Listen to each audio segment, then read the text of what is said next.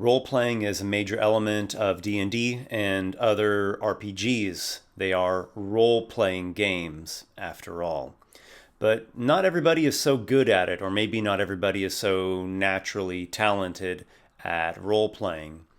Once back in 3.5 D&D, I was running a campaign called Dark Moon, and it went on for a year. The characters had made it from level 1 to level 12 or 13. Then they faced an incredibly powerful dragon. He was essentially the arch-villain of the campaign, an ancient fang dragon, also known as a gray dragon, which back in 3.5, this kind of dragon had a bite attack that would drain your constitution score. This was really supposed to have been a role-playing scene, about dialogue and social interaction and using your wits and strategizing, skills that rely on mental abilities. This dragon was really too powerful for the party to fight, and he started off by engaging them in dialogue. Really, he was just mad. He was frustrated and envious of these cocky adventurers that were tearing around the realm. But the characters, or rather the players, just kind of brain farted. They didn't come up with any good debate points. They didn't organize a skillful strategy. They just got irritated that this mean-spirited dragon wasn't being nice to them, and so they fought it. They fought it, and they died. And the campaign ended with a TPK. Some people, when they're faced with the prospect of speaking in character or improvising, they just go blank. It's as though you set a fish next to a tree and said, "Climb!" But this is something that everybody can do. Everyone truly does have the ability to role play. We all did it when we were little children and we played make-believe. So whether you're a player or the DM, the ability to personify a character really makes a big difference. It brings the game to life. It adds, character. I'm going to cover some very practical advice that you can start applying right away, and it's going to make a big difference in your games. Also, if you're not subscribed yet, take a moment to do so. I am on a quest to reach 100,000 subscribers, and your support gets me one step closer to that goal. Yeah, so what if I'm really terrible at voice acting and role-playing? Don't worry. In fact, you can voice act. It's maybe not quite so extravagant as you are imagining. All you need to do to get started is just slightly change the cadence or the pacing of your voice and just slightly change the pitch up or down. I'll demonstrate this here. So here's maybe my normal speaking voice, so I'm just going to slow it down and use a little different rhythm than what I typically do. And I'll also get just a slight pitch lower. So already I haven't done any major changes, but I seem like a different character. Or maybe I'll take my pitch up a little bit and I'll play this kind of character. I don't know what this sounds like. Snobbish, perhaps? Or maybe I'm kind of an insecure character, and the things that I say, they sound kind of like they're always a question. So those were nothing extravagant. That doesn't take any special training. Anyone can do it.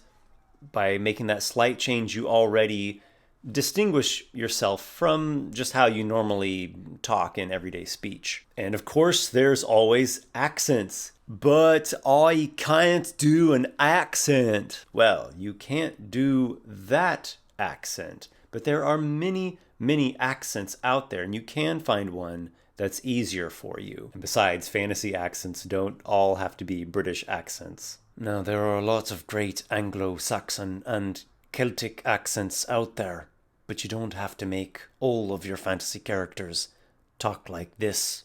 I will look for you. I will find you, and I will kill you.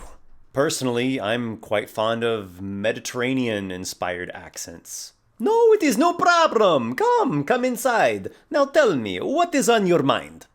So look around, discover different accents. You'll find some that come easier to you. I know for me personally, there are some that come rather easily and others that I really struggle with. And here on our very YouTube, there are so many videos that help train people in accents. They're for actors and other sorts of performers. And people really go into how to do the pronunciations, as well as the different cultural quirks and idioms that make all the accents unique. And in the end, if you truly cannot emulate a different accent than your own, just remember to slightly change your rhythm and your pitch. But what about role-playing itself? Or maybe we should call it acting or improvising. So instead of saying, I tell the Wood Elf King that I refuse his offer, you instead say, King Sedgemeyer, you can keep your filthy gold. My honor is worth more to me than all the wealth in your palace. Of course, this does take practice, but there are a few things you can start doing right away that are going to help. One is to change your posture and your facial expression. So, look here. King Sedgemeyer, keep your filthy gold. That wasn't any great stretch. Don't be afraid to play around with this. Don't be afraid to get a little weird.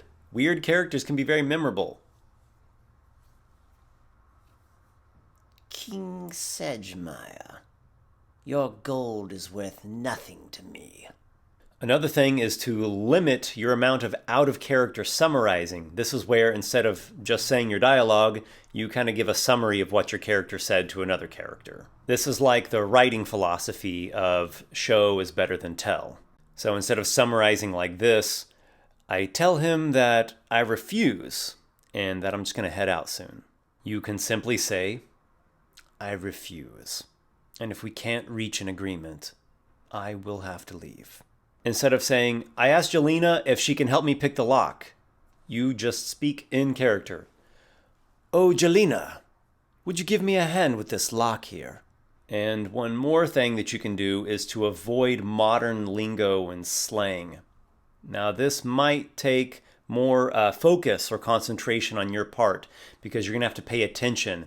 But if you do, you'll actually catch yourself saying all kinds of things that don't really mesh well with an immersive fantasy setting. Now, maybe your game doesn't really care about having a classic feel. You're not concerned with having a medieval or ancient type setting. So if that's the case, no problem. But for a lot of people, it really is cool to have that immersive sense of an old world. And it helps to avoid these kind of modern, hip styles of talking. Luckily, the English language has a fantastically deep and rich vocabulary, so you can pretty much always find other options. You can select words that don't feel so modern and hip. So instead of saying, hey bro, let's kick some goblin ass, you can say, look here, let's go split some goblin skulls. Or, even better, these goblins are nothing more than a plague. They deserve naught but a swift demise. So I'm sure you get the point here, but maybe you're still thinking to yourself, okay, I get it, but how do I actually know what to say? Well, you're not going to get better at something without practice. You need to read books and pay attention to what the characters say.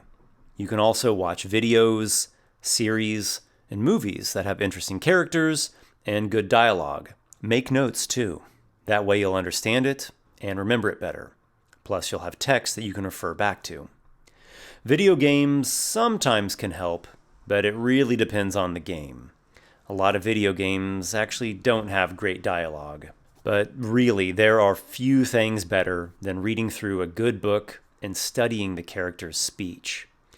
Yeah, I understand that maybe you had to endure boring homework and reading in school.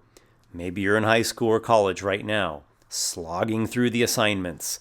But you have to separate boring reading that you have to do from interesting reading that you choose to do. They're not the same thing. That's like saying, I had to watch some boring movies before, so I don't like watching movies at all now. Or, my mom made me eat food that I hated, so I don't like eating food at all. It makes no sense. Find a couple books that really grab you, that pull you into another world, and see how great the characters are. If you want to truly get better at role-playing, you have to enrich your mind. So I'll read you an example here from one of my favorites. You spoke of the Elephant Tower, said the stranger, speaking Zamorian with an alien accent. I've heard much of this tower. What is its secret? The secret of the Elephant Tower, he exclaimed. Why, any fool knows that Yara the priest dwells there with a great jewel men call the elephant's heart. That is the secret of his magic. The barbarian digested this for a space. I have seen this tower, he said.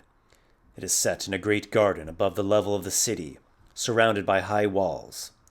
I've seen no guards. The walls would be easy to climb. Why has not somebody stolen this secret gem? Ha ha! Hearken to this heathen, he bellowed. He would steal the jewel of Yara. Hearken, fellows! He said thus, turning portentously to the others. I suppose you are some sort of northern barbarian. I am a Cimmerian, the outlander answered, in no friendly tone. Then give ear and learn wisdom, fellow. Know that in Zamora, and more especially in this city, there are more bold thieves than anywhere else in the world, even Koth. If mortal man could have stolen the gem, be sure it would have been filched long ago. We can feel here how the dialogue is alive. There's such a difference between this and the typical quest giver in a video game. I could go on and on about this topic of voice acting and role-playing, writing, character development, inspiration. Really, this is an endless topic for me. But I'll end it there. Hopefully you've gotten something out of this video. So just to recap, speak with a slightly different cadence and pitch, watch accent training videos, change your posture or facial expression slightly, limit your amount of out-of-character summarizing, avoid modern lingo and slang, read and study characters in books. My gratitude to you for accompanying this video. As always, this is Esper. I hope that you'll stop by again sometime soon, and may your adventures be many.